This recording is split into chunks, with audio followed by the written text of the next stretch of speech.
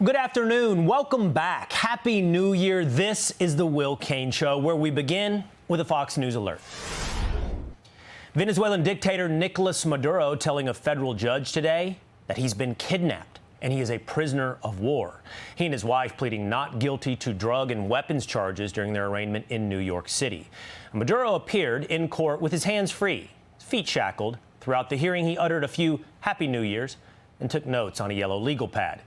Their next hearing is March 17th, and we're learning more about what led to the president's decisive actions, and it could have been Maduro's dancing that was the last straw. We showed you those moves on the Will Cain Show. The New York Times reports Mr. Maduro's regular public dancing and other displays of nonchalance in recent weeks helped persuade some in the Trump team that the Venezuelan president was mocking them and trying to call what he believed to be a bluff. But in the words of the notorious B.I.G., he found out. Now we know. Even as details emerge, though, there are a lot of questions. There's one question that looms largest. Is what we just saw happen in Venezuela America first? Fox News polling taken before this past weekend's mission finds that nearly half think President Trump is keeping his America first promise. That number is down from what it was back at the beginning of his first term. Now, Secretary of State Marco Rubio points out that in the case of Venezuela, two things can be true at the same time. The most immediate changes are the ones that are in the national interest of the United States. That's why we're involved here, because of how it applies and has a direct impact on the United States. Okay, we are not going to be able to allow in our hemisphere a country that becomes a crossroads for the activities of all of our adversaries around the world. We just can't allow it. We want Venezuela to move in a certain direction because not only do we think it's good for the people of Venezuela, it's in our national interest. It either touches on something that's a threat to our national security or touches on something that's either beneficial or harmful. So what's good for Venezuela can be good for the United States and vice versa. And over the last 10 years, the United States has sent hundreds of millions of dollars in foreign aid to Venezuela. And to what end? Seeing a narco-terrorist regime continue to reign? Incidentally, there are a lot of arguments being made against this action in Venezuela. The easy one, for many on the left, Democrats, and the media, is to straddle this line between should we have taken Maduro? Should we not have taken Maduro? Should we have done more? You just described the regime as still in place, essentially. I mean, I'm curious why the Trump administration decided to leave it intact and only arrest Nicolas Maduro and his wife. I'm confused. Are they still wanted by the United States? Why didn't you arrest them if you are taking out the narco-terrorist regime? You're confused? I don't know why that's confusing to you. They're still in power. It's very simple. You're not going to go in and wrap up. But you can't go. You're going to go in and suck up 5 people. They're already complaining about this one operation.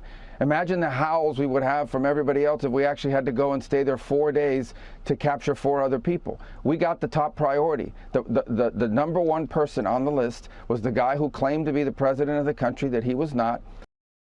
That type of schizophrenic reaction from CBS is driven by nothing more complicated than anti-Trumpism, and it's similar to the reaction you're seeing from Democrats, who today wail about illegality. Illegality, I guess, when it comes to international law. But here's the cold, honest truth. There is no such thing as international law. It's a papered-over fiction to give some powers power and deny it to other nations. The truth is, what rules the world and has ruled humanity is the law of the jungle. It is power. It is leverage. And the United States maintains preeminent power in this world. There is no illegality to this intervention. Now, I understand skepticism from both the left and the right after years of nation building in places like Iraq or Afghanistan. But those type of democracy-building, nation-changing regimes were doomed to fail because we are not supposed to be a democracy-exporting machine. We are not here to simply serve eternal principles for the rest of humanity. Our government, when we elect and pay for with our taxes, is designed to serve Americans first, and that remains the question. Not for us to be isolationists, but for us to do things beyond our borders that continue to serve the interests of Americans. There was a time when conquest was celebrated for God, for King, for glory, for Americans.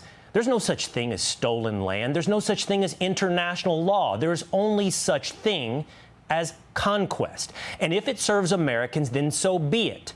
We rule the jungle. We are the lion. And the question is, does it serve American interest? And that boils down to a cost-benefit analysis.